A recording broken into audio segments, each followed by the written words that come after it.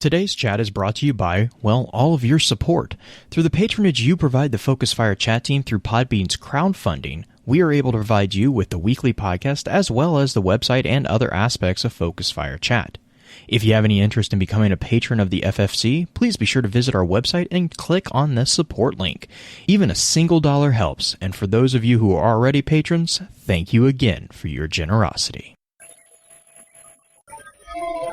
Welcome to Focus Fire Chat. Explore together. Welcome to Focus Fire Chat, recorded live on October 11th, 2019 over on twitch.tv/FocusFireChat as we continue our discussion over the updates concerning the infamous Crota Fireteam. This particular episode will serve as what we have come to call the advanced session of the week's exploration. Congratulations to those who have signed up for a deeper dive.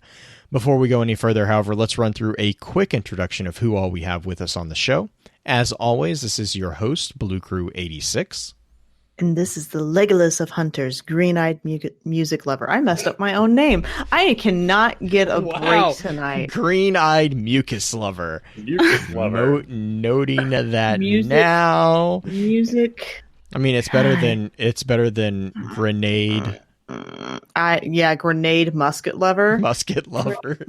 That would be Gathalion and Mylan, of all people, who called me that. Before Mylan really met me.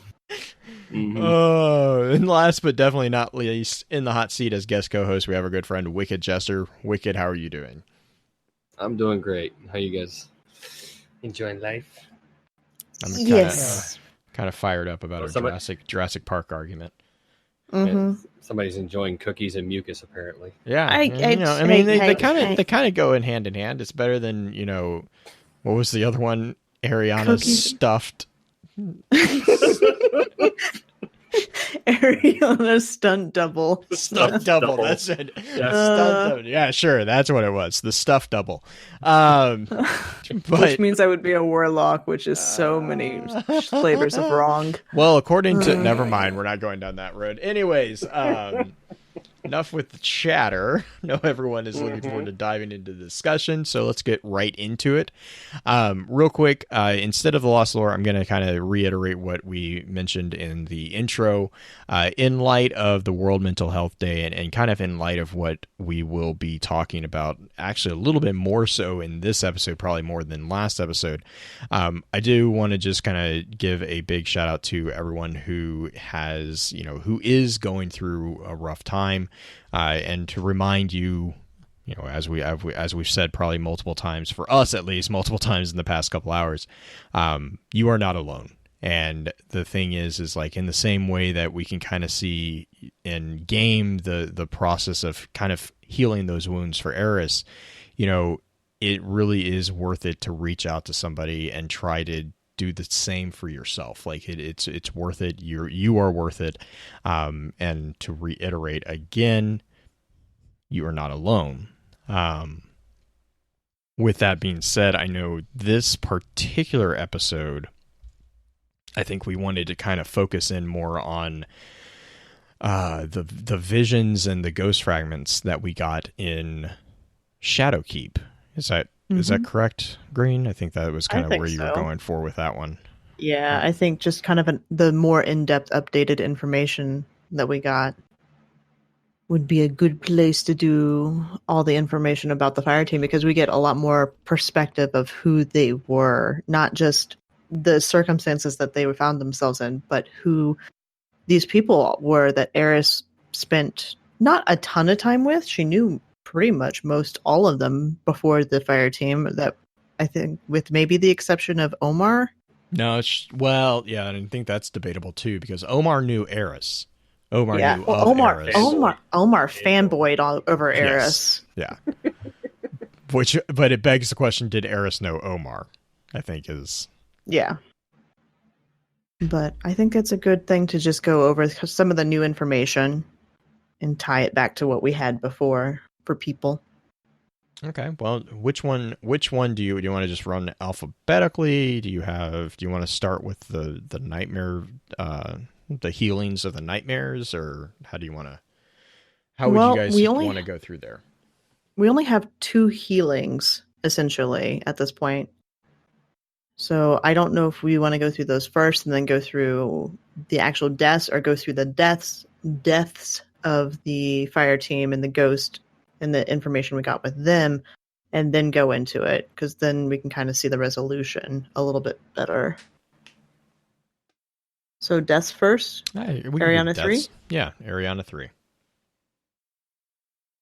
Do we want to read these guys? Real quick on these ghost fragments, just for like in-game information, where are these the ghost fragments that are in? Are they in game in the moon? Or where are they?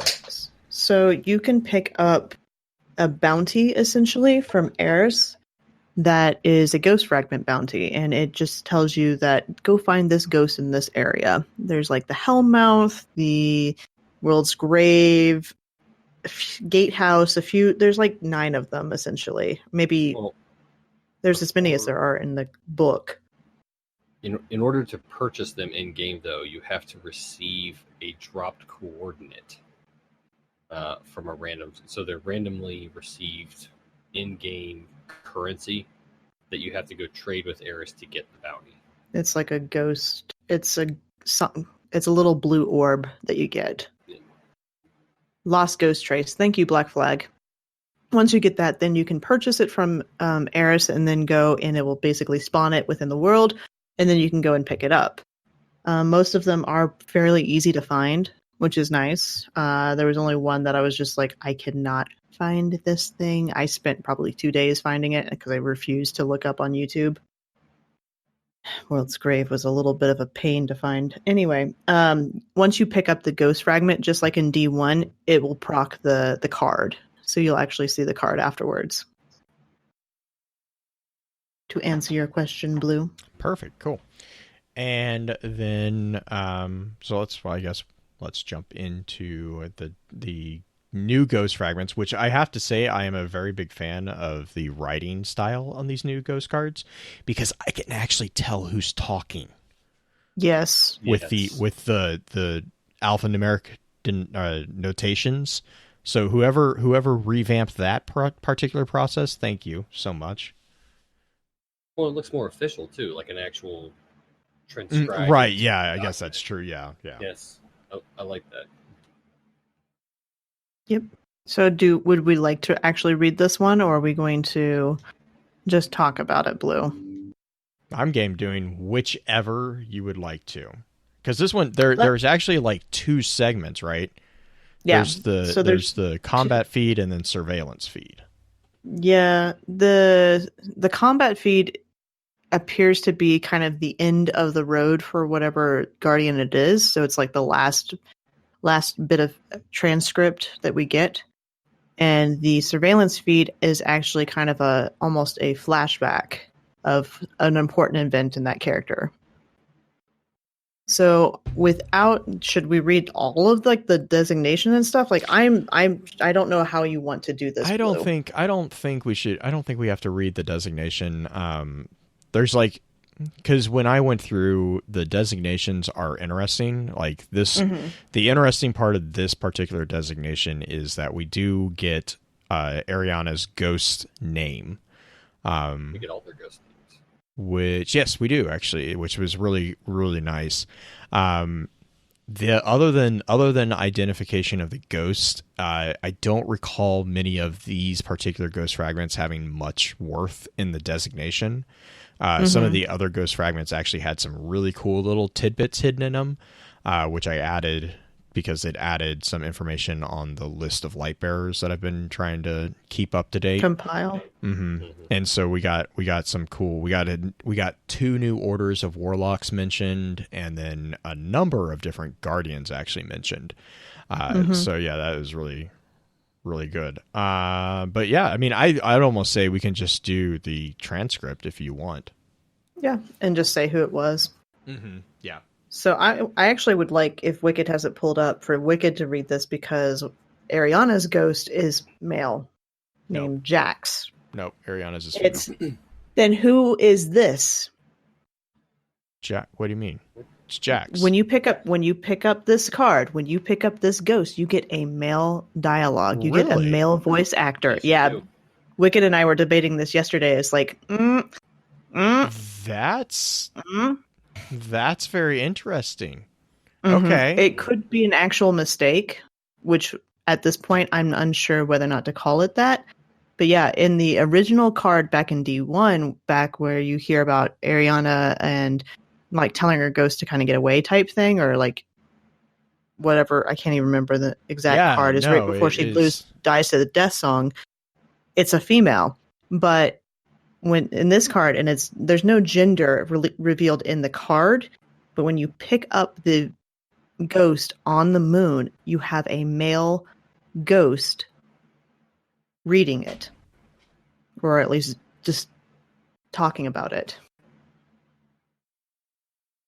And the only part of this, the ghost the ghost feed that you get is the live combat feed. You get all the voice lines from the very first entry in each of these ghost fragments. So it's a very interesting. Are the other ghosts male? No. There's a mixture of male and female ghosts. And they're all different voice actors. Interesting. One, I swear, is actually Morla. And one, it kind of sounds like Sagira almost, but they're not. It's like the voice actor for those two.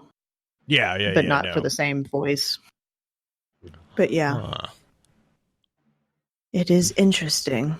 One thing I will point out about the actual the pretext there is something that I had wondered about with Green that I actually did see because I looked in the text. It does mention that Toland, or it does say that Toland is associated with this. Well, yeah, because this is at the end of Ariana's life. Correct, and that was one of the things where we had talked about was he actually present at this point when this ghost is talking? But so you want me to go ahead and do Jax? Yes, please. All right. I'll keep the feed live. Maybe the Praxis can make use of this data. It's a song that's killing her. Gone on for about 2 minutes, 30 seconds now. I've wiped it from this transmission in case its powers extends through recorded media. If anyone is listening, don't trust Toland. Don't trust Toland. Anyway. You just made me read that because you wanted me to say those words. That I did. I would like that to be clipped if possible. So the next section is actually a throwback, and you have Eris Morn, Ariana 3 having a conversation, and obviously Ariana her ghost is kind of transcribing this and capturing all of this. Who would like to read Eris? Because I'll read Ariana. Or I'll just read the whole thing. Do we know if Eris had a creepy voice beforehand? We have no idea. Anyway, I knew I'd find you here. Where else what should I be? Eris, you made it. I did. I wish more could say the same. You want something to drink? You sure? On the house tonight. I'm sure. You know, this is where I know. When she laughed, the dishes would rattle. You remember that? I remember. Now it's so damn quiet. Everybody's too damn quiet. Laugh! Laugh, damn it. Somebody just laugh. I just miss her so much. I know. Such a sad card. So you see Ariana in her grief a little bit, just wanting to hear the laughter again of the joy that Wei Ning brought to the area. Mm-hmm. Also, is this the only card where we have somebody cursing? No. No? Mm. Okay. No, I don't think so. I'm trying to remember. I'm pretty sure there's the entire book in interrogation, but yeah. No, I don't think so. But I can't. Of course, I can't remember off the top of my head. That's okay. It's a And random Ghost tidbit. Fragment, the Hellmouth, says, I only hope she's got strength enough to take the ember to where you fell, to dance once more upon with any last whisper of your own light left on this cursed broken rock. She says, my ghost light is so dim, there is no point in following me any further in this fog. So the thing that semi brought up as a possibility is that she wasn't referring to her ghost, but to Eris. No, okay, it's such a huge stretch. It's such a huge stretch. Really, and the only reason I'm kind of counter arguing that is that the sentence structure is like, my ghost light is so dim, there's no point in following me further into this fog. Any hope of raising me died halfway through the stills. I only hope she's got strength enough to take this ember to where you fell, to dance once more with any last whisper. So, I mean, I recognize that it's in the lore and it's written in the lore, but I am telling you, it is a male voice. Oh no, I'm not arguing with you. I'm just like, yeah. So, but like, and here's another counter argument to that. Look at the card that we just read. Her ghost is still with them. And she's dying. She's there having the song sung over, and she is dying with Toland there.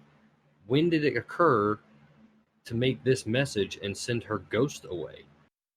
If that little pretext right there is her telling her ghost, or is her ghost there with her and Toland and the witch? I mean, to be fair, too, it's not the first time a ghost doesn't listen to a guardian. It wouldn't be. I'm just saying, like, she could have made that message and told Jax or whatever to go, and Jax was like, screw that noise, I'm staying with you. If we're gonna, because I think there's another one. I think it's Omar's ghost. It's like, no, I'm not leaving you. Or no, it's Size ghost. It's like, no, I'm not leaving you. I'm not going to leave you. And then you have a couple ghosts. The ghost from I always forget is it No Rest for the Weary? Or the one that's stuck in the. Yeah, it is. Yeah, and he's like, the ghost is basically like, I'm not going anywhere. This is my guardian. Yeah, it's the ghost, or this is the card I brought up to you the other night, Wicked. Right. Where the guardian's stuck in the Almighty, and he's continually falling towards the event, essentially, to defuse the bomb.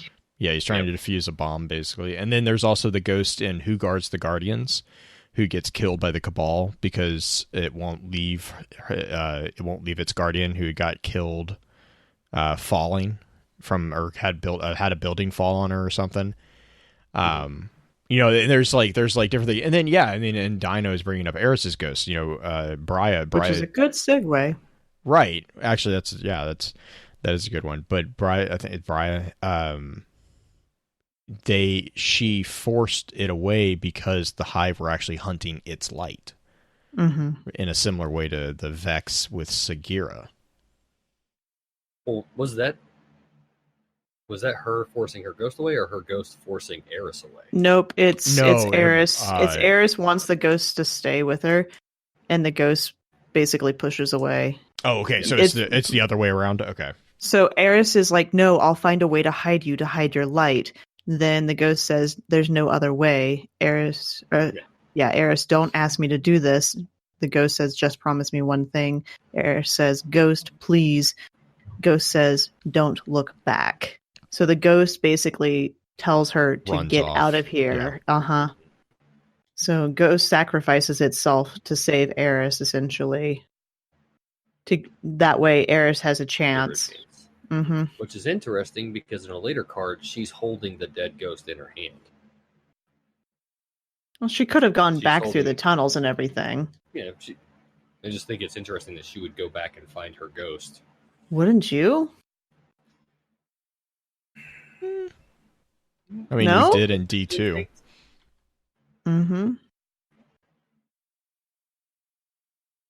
Well, were we really looking for our ghost though, or did we? I think we kind of stumbled upon them. And be like, oh, hey, yeah, it's just coming to find you.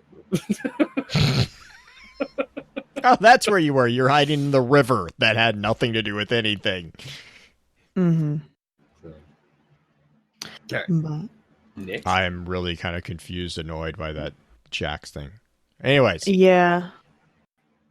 Oh my gosh. Okay, so the next one is Eris. The next part of it is Eris hearing the death song. Mm-hmm. Oh, God. Where Eris says, "What have I done?" Ghost says, "No time, run." And then you hear Ir, Ur, Zol, Yul. The ghost says, "The song, don't listen, think of something else." Eris says, "I can't, think of Saimoda." Sai, "I'm sorry, Ir, Ur, Zol, Yul. Think of Omar Aga. Oh, Omar. Think about Vel. Vel. Think about Ariana. Ariana. Sai, Omar, Vel, Sai. She's creating her own song to help push out the sound of the death song, and it continues. She incorporates all of them, and the ghost is just coaching her to think of something, think of the fire team. Yep. That's instead similar to Jessica Jones. Yeah, so Kilgrave. interestingly enough, Toland is not on the list. Just gonna say that. Yep.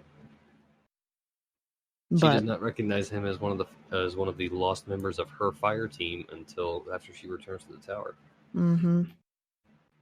But yeah, so that's a very heartbreaking moment, but an interesting one as far as what is going on and how Eris manages to survive, be the only one to survive, even though she actually hears the death song.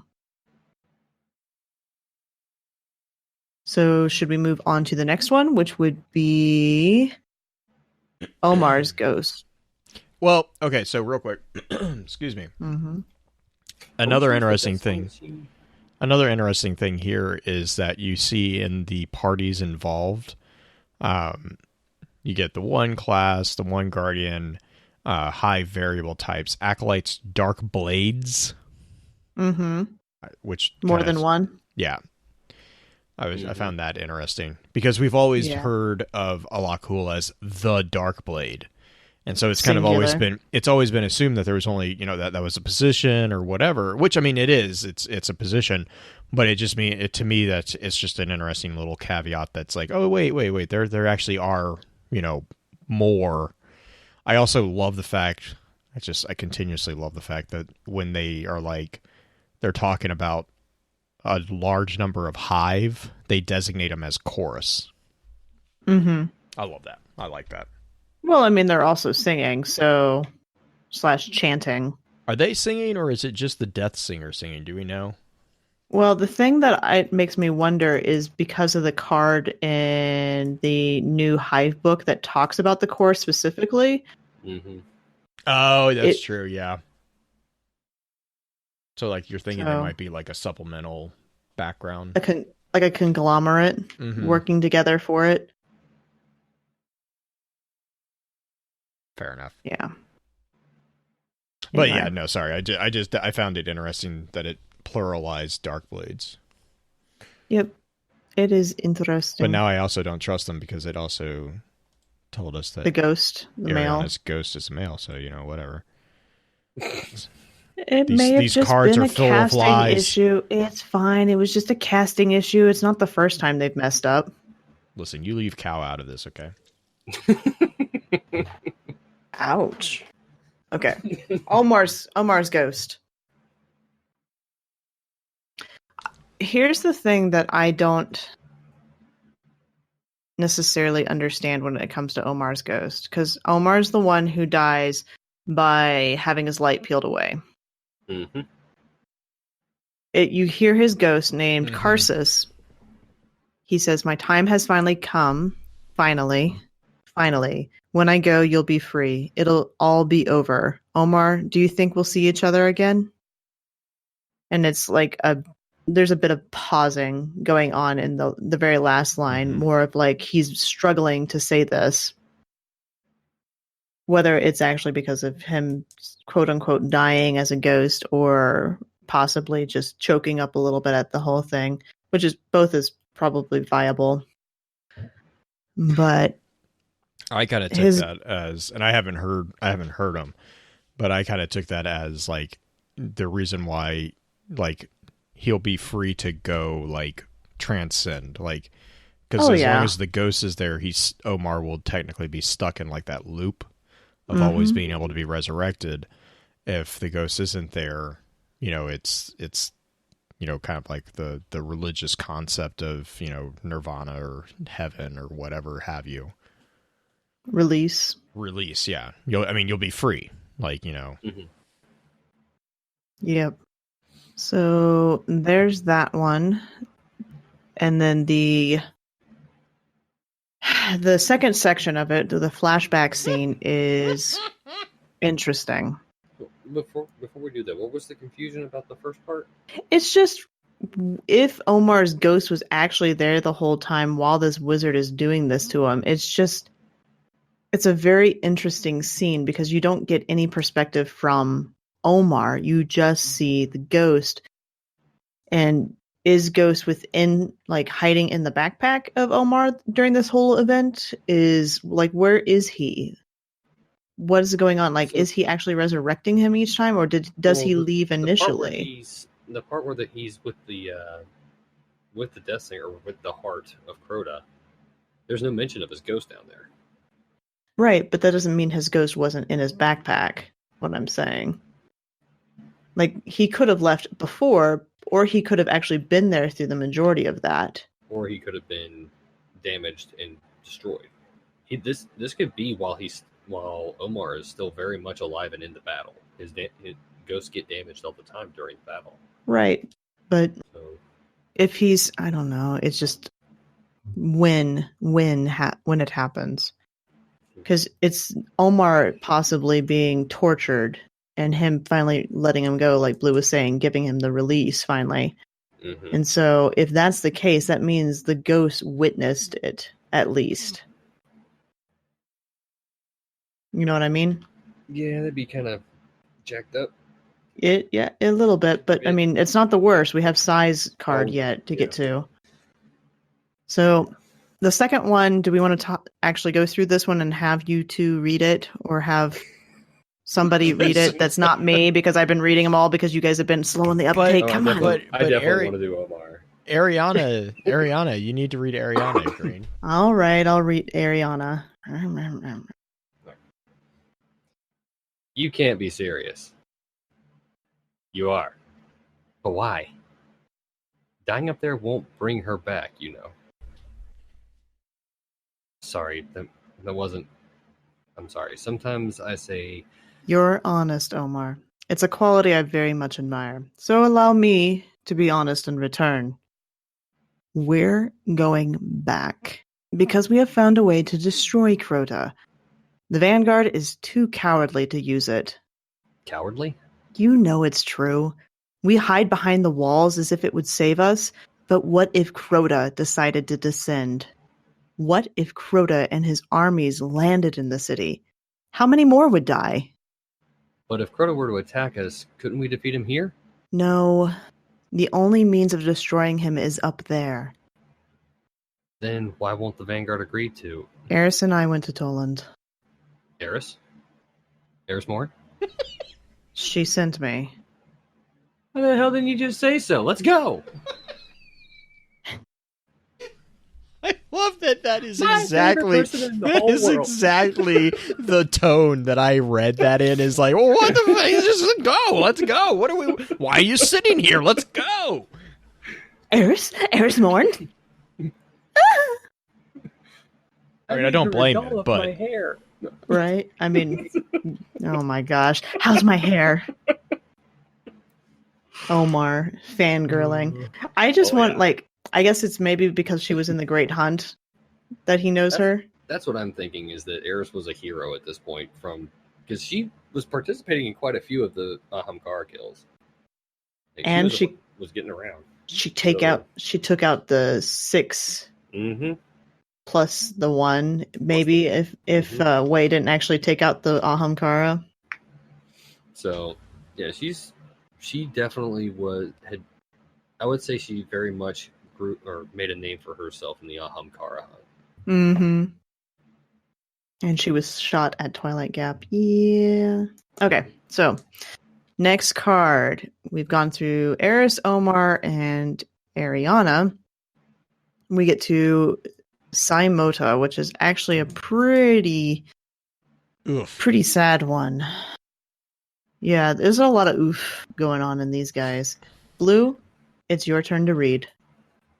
Did they designate that Yuka is a male too? No, but I'm making you read. Okay, no, that's fine. That's fine. I'm gonna be like super upset. No, Yuka's I think was a female, if I remember correctly. So designate Yuka. This one's interesting. The association is Omnigul and Wormrot. Actually, I found that interesting because we get a acknowledgement here that there is something natural, like not natural, but naturally occurring within the hive that actually can interfere with things. And so I raised her 43 times, but on the 44th death, Omnigul's Wormrot clung to her bones, rendered my powers useless on her. Now my light is fading. But if there's a chance to revive her, I won't leave her. I won't. So Sai's ghost is getting siphoned away as well. I don't think... Is that what we're getting by that, or? I think that... The ghosts are being... Well, I mean, like I think the ghost of the light was being drained anyways, but I think I kind of took it as the Wormrot was actually siphoning Sai. Like right. it was preventing the ghost from recharging transmission style. Mm-hmm. So it was grounding out the charge. Mm-hmm. Do you think that as far as the fact that she couldn't get it off of her bones, like the fact that it was her bones in particular that it stuck to, I think it just infused her so much. Like it like infested her. So that's a really interesting thing because we know that you don't have to have a body at all after you're resurrected for the first time to be resurrected again. Because we know that from ghost stories. Do we? Yeah, because the same card, No Res for the Weary, talks about that ghost specifically calls out. But the reason why they're able to do that theoretically is because of the whole timeline or the parallel or the multiverse theory. No, he would be able to resurrect him if he got destroyed, right? But because there's the paradox of him existing both now and forever, essentially. Yeah, because he's not technically dead yet. Exactly. But if his body was completely destroyed, the ghost calls out that he could resurrect him. If he gets destroyed, like within it, like if he's completely gone, he can bring him back. But since he's still technically alive, he can't. So that begs the question of what's going on with this Wormrot, or is this just a slight oops moment where it just doesn't line up the same? This makes me Wormrot this is the only time we've heard of Wormrot. We did have Worm Spore that was back in D1 for the Taken King, and Worm Spore is described as a concentrated transmutation catalyst that reacts to both the light and the darkness. Now we don't really know what it does. I mean, there's really no way of knowing what it is. I mean, we don't even now. My only question there is because the only reason I'm bringing that up is because you obtain worm spore from thrall carcasses. If you when you acquired the worm spore particles on the patrols in Dreadnought, they were always bursting out of a carcass of a thrall. It required the thrall to be dead. Saimota was the one that was ripping bones out of thrall to make blades to continue the fight. So that could be where, if she was getting wounded, she was ripping bones out of thrall carcasses, worm spore infested her. That worm spores took root and actually like created this worm rot. If you have a transmutation catalyst, that's reacting to light, which means it's probably consuming that light in a way. I think it's something that's actually paracausally linked to the worms themselves, right? In the same way, like earthworms will put out dirt, as they consume stuff, they process and excrete waste. Worm spore could be the excretion of those worms. And that hence then you get basically a virus equivalent of a dark zone. That actually brings up what I was going to wonder, or my kind of theory on that, or hypothesis. Everything that we look at as far as the hive buildings, if you look at the structures, you've got a very distinct difference where you've got an actual structure, and then you've got basically the portion of it that's towards the ground and just little infection-looking areas where it's like these little pus balls and little black nodules, I guess, all over the place that look more organic than anything else. Where, I mean, if that would be something like worm rot, where that would be how, kind of, I guess, the same way bees kind of mark or use wax and everything like that to build their nests. As far as just, it's like a building structure or building blocks for how to build something. And this is basically something that is unique to Omnigul in some cases, but it would explain why whenever we get so deep into these structures that are hive, that we run into darkness zones. If that's the purpose of the worm rot, is to basically either suck up or create this like dead zone, essentially. If there's that much of it that you're surrounded by, that could explain a lot as far as why our ghosts don't work there, is because we're constantly surrounded by some of this stuff. I don't know. So, because when I read this card, that's what I imagined basically happening to her, is that she had these growths essentially bursting out of her. She was essentially becoming what the thrall in D1 was that you pulled the worm spore out. Right. Gross. Trying to remember. So, I agree. That's where I talked. Okay. So Moda, she was using bones torn from the acolytes, not thrall.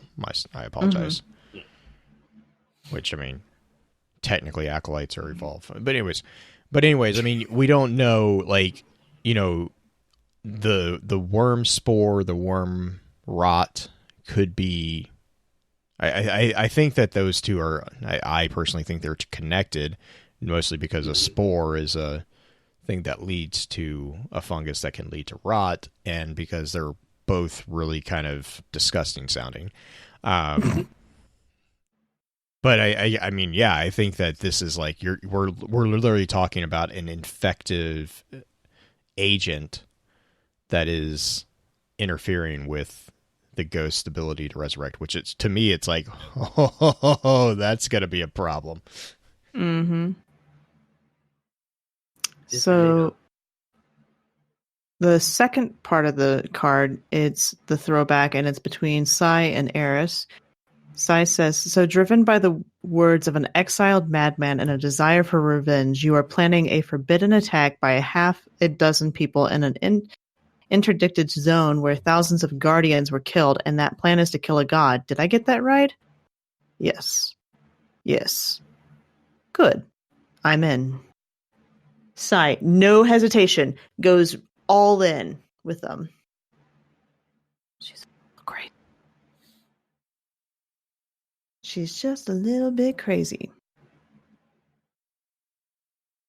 Blue's still stuck on the worm spore. Well, yeah. Okay, so this is where my paranoid brain goes, because one of the idle dialogues that has been prevalent in the tower since the beginning of Taken King was the fact that they keep catching people smuggling worm spore into the city. And if worms... You mean ND2? No, it's ever since it's Taken King. Wormspore has been smuggled in Oh. the city since taking Even King. D1. Okay. Yeah, because that's when Wormspore was introduced, and so like for the longest Right. time, it was like, okay, whatever, it's just a material, blah blah blah. But if Wormspore is connected to Wormrot, which can interfere with light, you're potentially talking about Anti-Guardian people weapons. A Trojan horse. anti-Guardian weapons. Because, no one likes to Ada. admit to the fact that there's homegrown militia that are against the established government. But New Monarchy is not really making friends with people with military law. So Toland's ghost. All right. I'm just, Now who's the bad guy? I'm just saying. Would you like to read Toland's ghost for your own benefit, Wicked? I would very much love that. All right.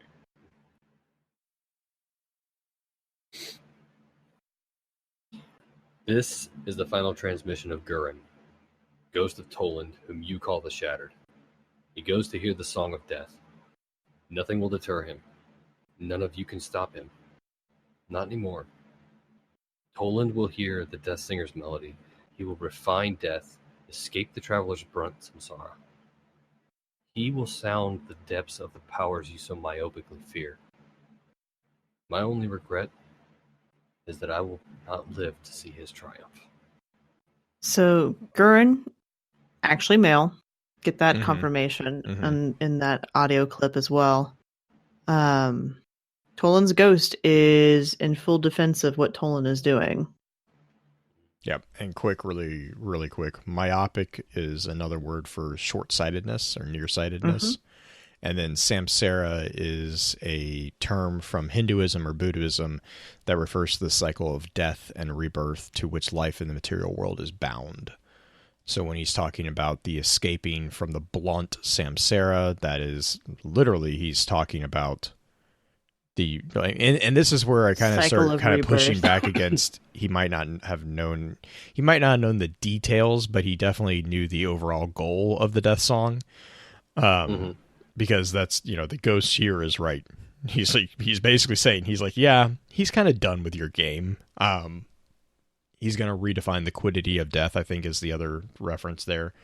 And then he will sound the depths of the powers you so nearsightedly fear, which is the Sea of Screams, basically, and when I say that, to sound the depths is actually a term for exploring underwater. So yeah. When you sound something, sorry to kind of I wanted to double check my definition on that one. When you sound something, the sounding of a body of water is the action or process of measuring the depth of the sea or another body of water.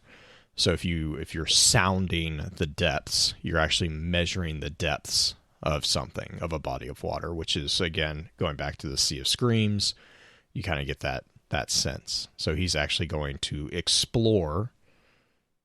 He's going to become Captain Nemo.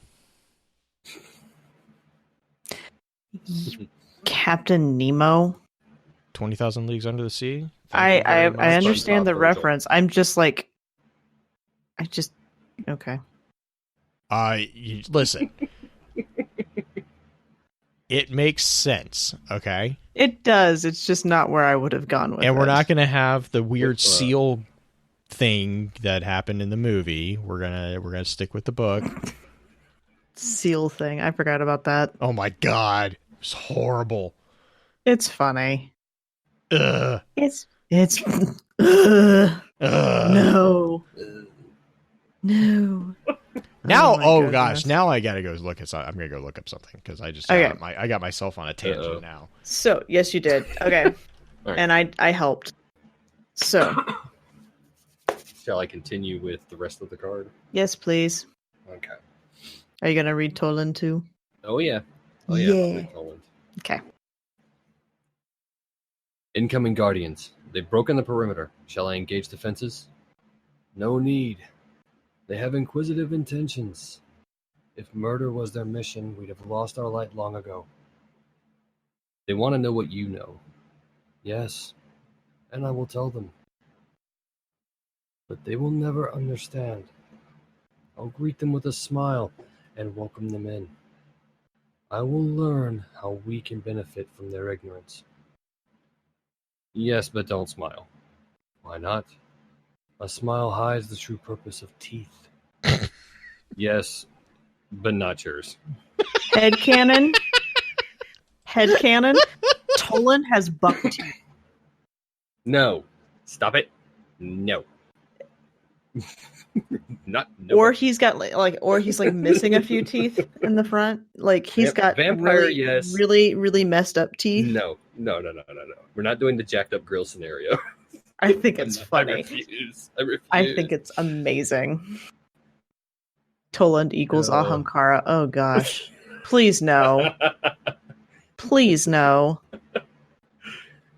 Oh, Dante mine. What was this quote? Hang on, I had the other one. There was, I shall be your Virgil once again. I'm like, you were just complaining about being Virgil, okay? Look. I shall impart upon you the knowledge. Oh yeah, that was a fun one too. Or the other one that I like was He's so pompous. carry your thinking machine to the place I send you.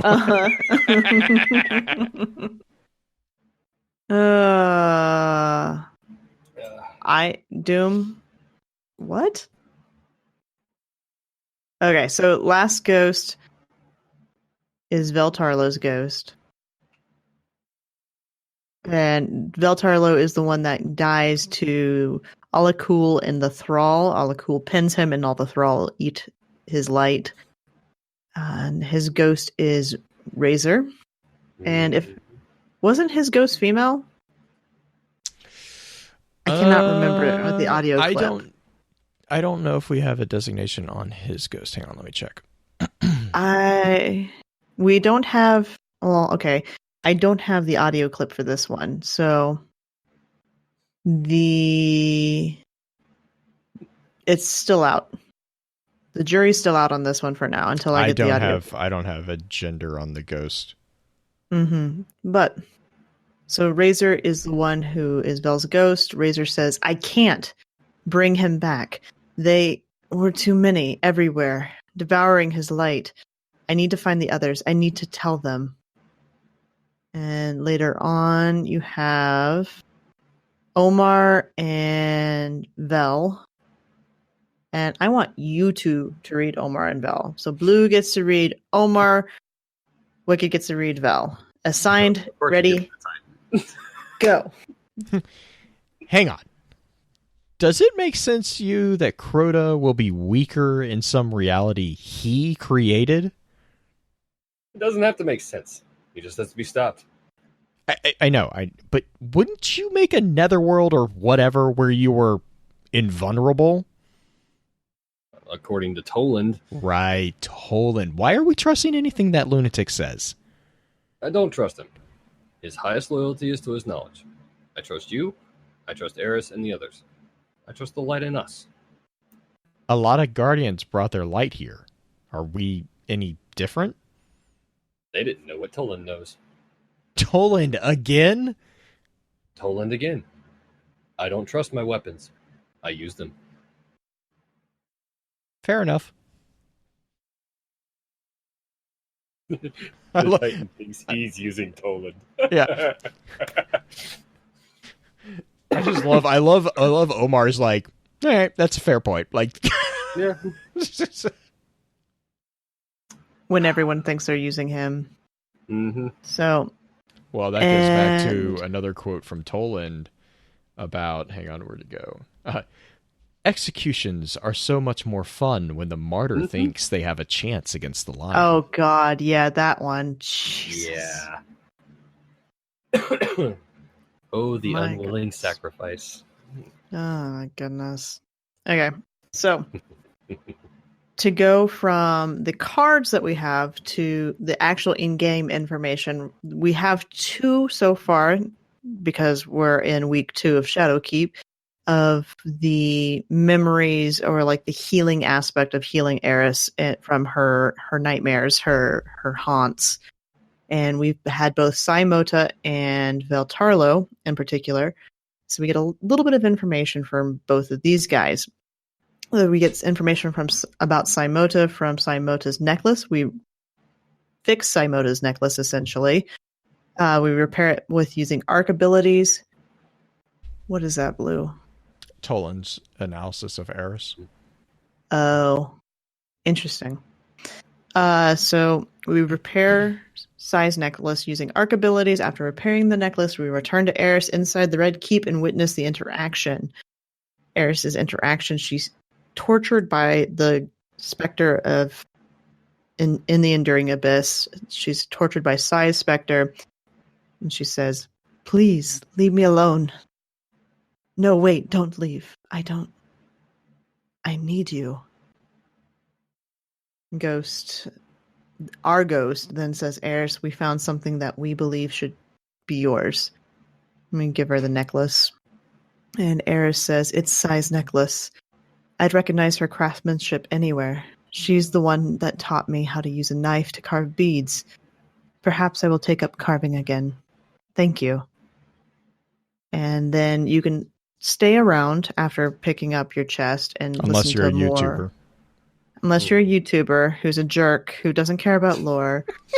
And if you'd like to hear more about this rant, go back to former episodes, either a top 3 or the introduction episode, and you can hear about me go on and on about this for about 5 minutes about how I really dislike looking for this information because sometimes YouTubers don't capture all the things that are capable of capturing. Take a breath. Take a breath. Or just press rewind and listen to the past 2 minutes again. It wasn't that long. Anyway, so if you choose to hear more, Eris talks about Sai. And Eris says, "When she joined the Fireteam, Sai asked for only one thing, to be avenged. I wasn't able to do that for her, but I helped another Guardian slay Omnigul. I think Sai, the real Sai, not this phantom, was at peace." And you can listen one more time, and you get a little fun tidbit about Sai. Sai spoke little, except when giving toast. Then none could silence her. Which is an amazing throwback to item lore back in D1. Mm-hmm. Because the items, I don't even remember. It was the artifact you could Stop have. Stop recording. Mm-hmm. Oh my gosh. A toast then to the best fire team I've ever worked with. We may not be the smartest and we may not be the bravest, but we are the dumbest. To victory. It's like, okay. Okay, Sai. No more drinky drink for you. No more sippy cups for you. Yeah. I just got this picture in my head now of that moment when we see Saimota's ghost float back down and start yelling at Eris. Thanks to that card, where she's like, "I promised you one thing, I'd avenge you." I could just see Saimota's ghost floating down, be like, "You had one job." She's like the mother, the disapproving mother. You really only had one job to do this entire time. Oh my goodness. All right, so that is Sai's information in game so far, besides Toland quotes, which I don't have. Blue, do you have any Toland quotes specifically about Sai? For Sai, I don't have any yet. I'm still I still am collecting them. I do have the one about Eris, and he says, I just posted that. He says, "If you'd asked me long ago what I thought about Eris Morn, you'd have learned kindness does not flow through my veins. But I have since gained a reverence for Eris. I thought her broken, foolish, but I was the fool. Eris was the best of us all, and still is." I love it when Toland's nice. Well, and the thing too is like Eris is the one that he gave her his journal. Mm-hmm. And arguably Eris is the one that succeeded where he failed. to survive and to continue survive, on, and not only to survive, but she is no longer bound by the Traveler. She has the power of the Hive, or at least some of the Hive. So she is broken free of what was it, Gurren's the Samsara, the blunt Samsara. She's plumbing, she's sounding the depths of the myopic, whatever it was.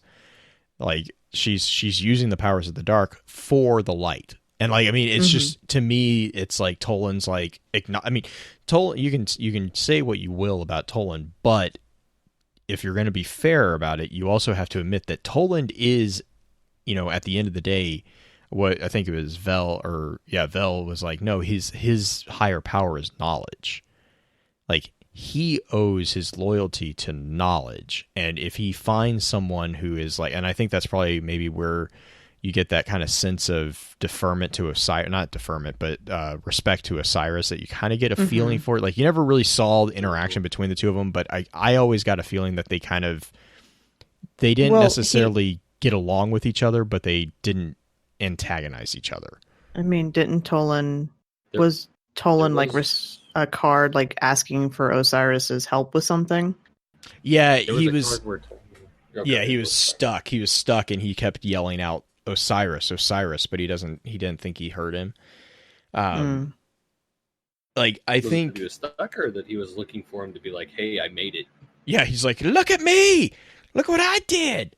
I did the thing. I did the thing." There's also a reference that I'm trying to think of the card where Osiris is referring to Toland in regards to something as far as the Hive.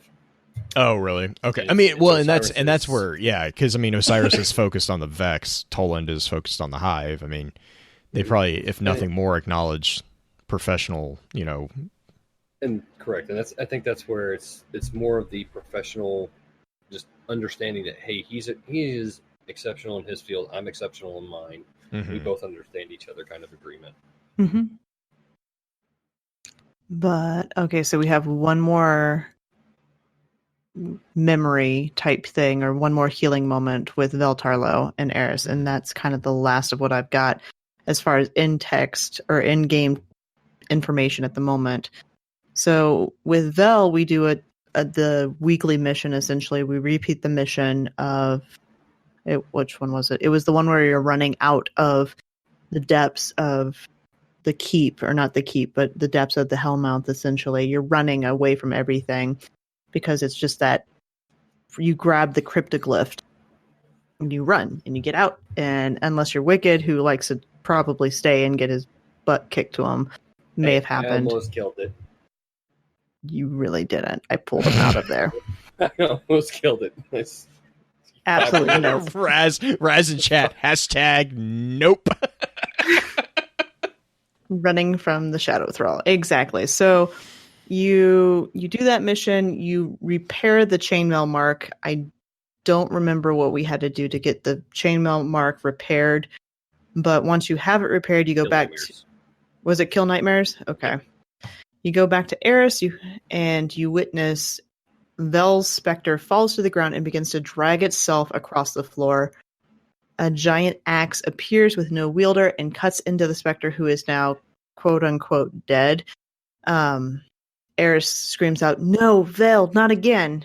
And you give the mark to Eris, and that kind of stops the whole vision thing, which obviously that's the last moments of Vel's life, where Darkblade has pinned him to the ground, and you don't see any of the Thrall that go and eat the... That would have been a bit much.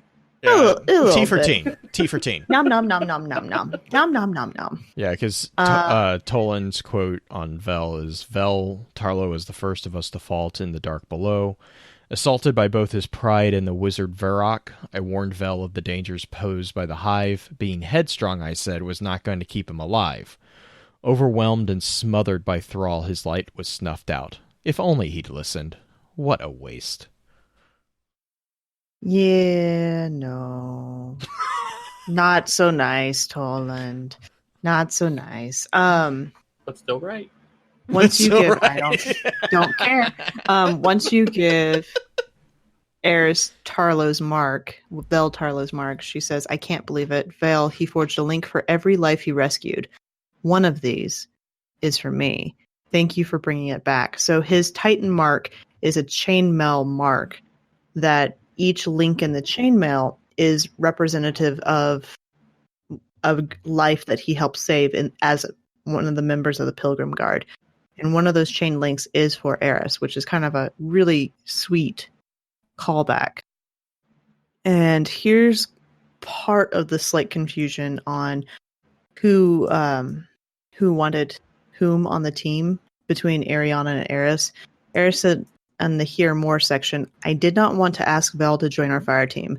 I knew he would say yes, but he found out and volunteered." So it almost sounds as if like Eris was better. Well, Ariana just like lied to Eris, possibly. I was actually thinking that would be even worse. Like that. Would... Eris says she doesn't want you on the fire team, but I think you'll do fine. Yeah. And then the second Hear More, Eris says, "As a Pilgrim Guard, Vel had experience leading refugees through enemy territory, fighting only battles he had to fight. He was subtle I could for a Titan. Perhaps Titan. too subtle when it mattered." You know, actually, having read that, now that I'm thinking about that, that could explain what she means there is like he didn't want to use his powers against the Thrall. And so that was why he got taken down, is because he was trying to not cause a ruckus.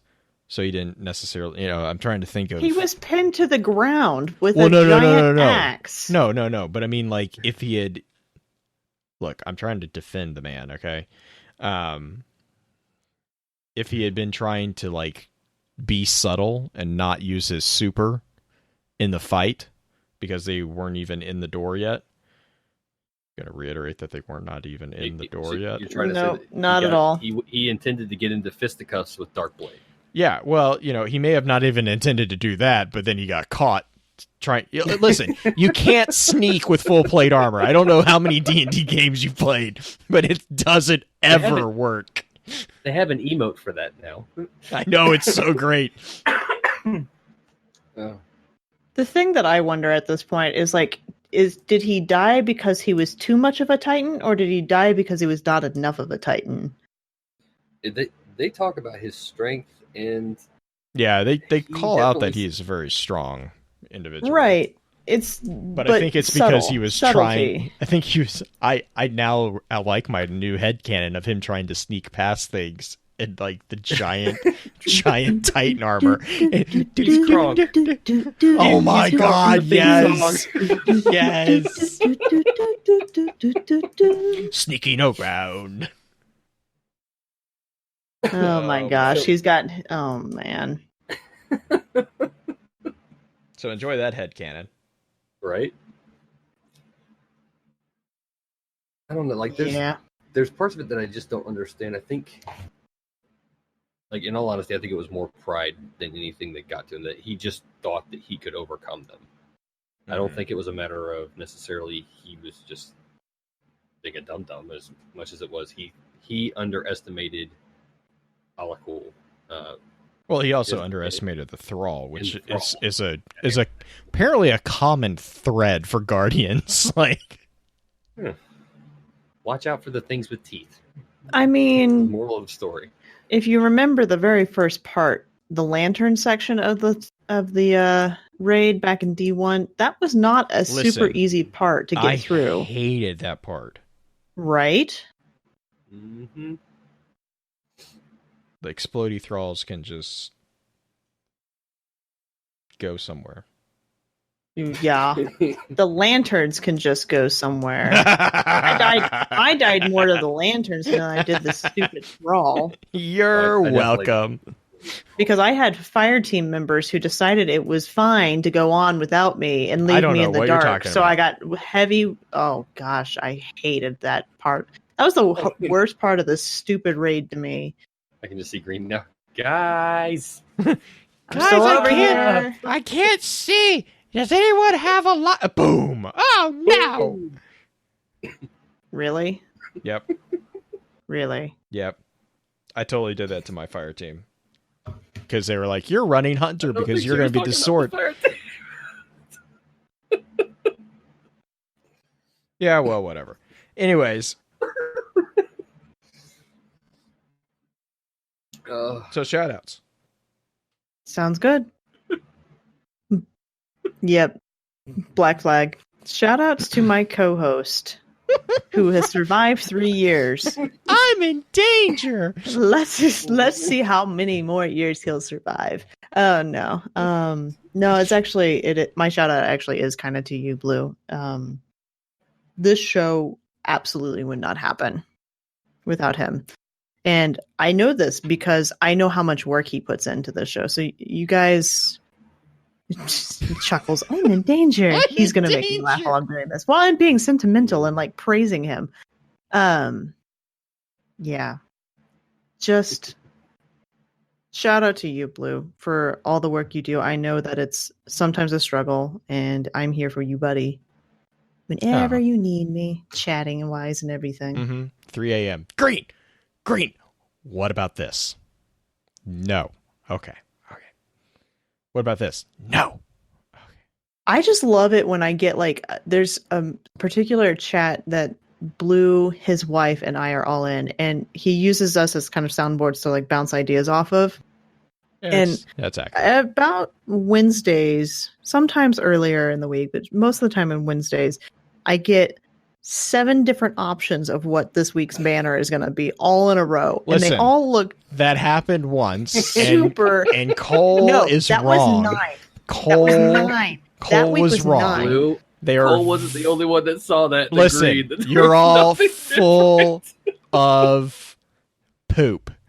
There was massive differences between them. There was not. It might have been because I nothing sat was there different. and stared at them for like 3 hours going, if I change this, does this change? No. Does this change? No. I need another opinion. And I send it out and they're like, there's nothing different. I'm like, I hate all of you. All of you. There really wasn't. It was the snake one, wasn't it? Yeah. It was when we did the Gambit episode. There was a huge difference. Was it the snake? It was the face. Oh yeah. I'm gonna have to go look. But yeah, no, I remember. I was like, because that's what Cole said this too, and I messaged Cole. I was like, "You are full of it," and she's like, "There's not anything different." I'm like, "Oh, I'm gonna not." It was so bad, but the snake one was the one that I had like 15 iterations because I was having fun. They were with all the, different color hues. The creepy skull face on it. It was just so funny because like look, I get it's what Justin sees. Oh yeah, it was the black mamba with multicolored scales every once in a while. It's like, okay, it's a Jerry Bruckheimer film.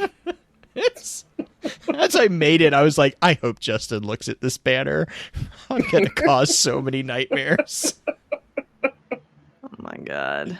But yeah, shout outs to you on the kind of holding this whole thing together for as long as we have. Because when I looked up when episode was back in 2016, that was episode 40. Mm-hmm. So this show's been on for quite a while. We will. Oh, yeah. Actually, that's my shout out. I forgot to do that shout out last time. I have an email that I'm not allowed to open, which always makes me like super nervous. What? I have an email. Hang on. Wicked, you go. I'm going to pull up this email. Okay. All right, so shout-outs for today. Definitely want to give a particular shout-out targeted to Brian Monkus for the amazing artwork that he's been putting out lately, and definitely hoping that he hears this, and please give me my Striker Titan. Also remind him that he needs to draw his wife's Titan, I believe is the current debate that's raging across the internet. Oh, really? Yeah. I will join on that one. She put a poll out, and she's like, so does Mr. Monkus need to draw my Titan? Yes. Yes. Also, yes. That's a given. Every husband just nods their heads. Mm-hmm. But yeah, I really take a lot of inspiration and a lot of just awe, really, in his work. Been working on a cosplay modeled after his Yord, And I love seeing just artists in the community in general, and the imagination that they add to our world. So I'd like to give a shout out to all the artists, and whether you are known or unknown, get your stuff out there. Really just enjoy whatever artistic talent you have and share it with the world, because it will brighten somebody's day and it will teach them something. All right, so that's going to be my shout out, as well as a shout out to Green. You are awesome. Thank you for having me on the show. And Blue, thank you for having me. And Please, Green, don't kill us. Well, and I wanted to kind of pad that as far as making sure that I'm still in the safe zone. I wanted to congratulate Green, because this is kind of a anniversary, I guess, for her. Somewhat. I mean, it would be Fireteam. Yeah, I mean, the episode 40 was my very first episode, which was a Crota Fireteam episode. I guess that was in July of 2016. So it's a little past the anniversary of it, like if by date, but it is a coming home of one of the very first stories that I really, really kind of dug into. So I would definitely want to give Green a shout out for realizing that she'd gotten a little older. Thank you. You were going so well. And then, was that a shotgun racking that I heard in the background? Because I suggest you start running. Shame. Just a shame. Shaking my head like the GIF. Chat, you had it, and then you messed it up. Oh, man. No, okay. So we have a email from one of our listeners, Jason Jordan, whose the email is literally a mystery card. Don't open until birthday. I'm like, okay. So is that my birthday or is that the show? Like, I don't know. So I assumed it, and then so I opened it because I'm like, I'm not gonna play this game, and that makes me nervous. So of course I opened it. But it's to Focus Fire Chat. So our 4-year anniversary of being live would be October 6th So October 6th would be 4 years. So we've been on. I never can remember how this works. We have been 4 years. So we're on the 5th year, or we're on the 4th year, right? Right? No. Yeah, no? I have we no started idea in how this 2015. We just finished 4 years. We're starting our 5th year. We're starting our 5th year. Yeah. Okay. Whatever. Mm-hmm. So he said, "Happy birthday, Focus Fire. I'm not exactly sure when it is. I could have sworn it's October 11th, but I figured I'd send it early just to be safe. It's October 6th, which I didn't remember until just now. So don't worry about that, Jason. This is actually reminding me. I'm like, oh yeah, I should probably look that up.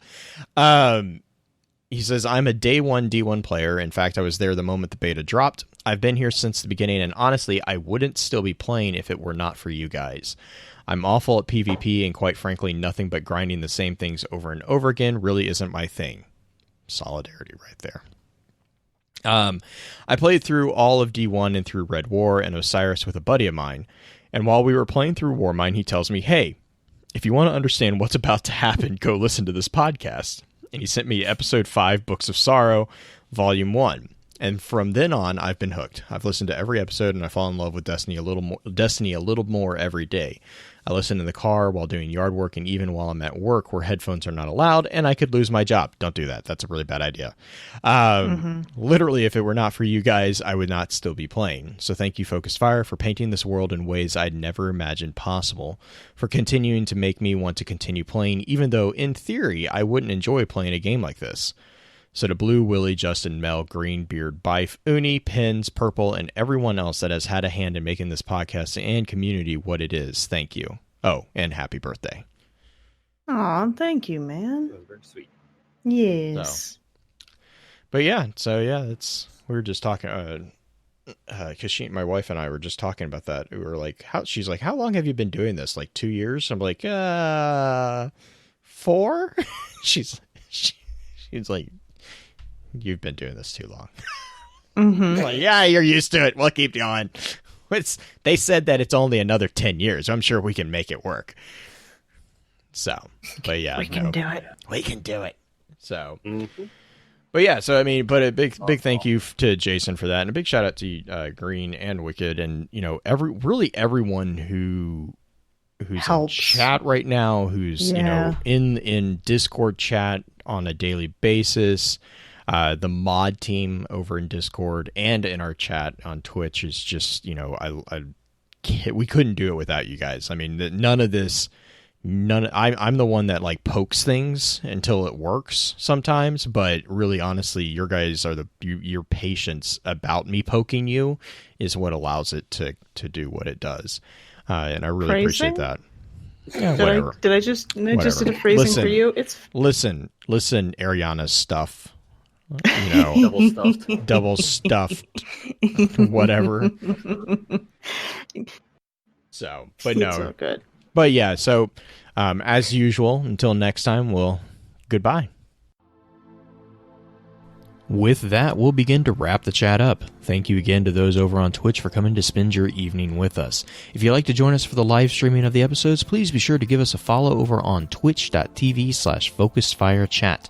Links to all our episode archives can be found at www.thelorenetwork.com. Please be sure to email us at focusedfirechat@gmail.com with any comments and or questions for the team concerning the podcast, and let us know how we're doing by giving us some feedback and a rating over on iTunes as well. So until next time, focus your fire and may your light shine bright.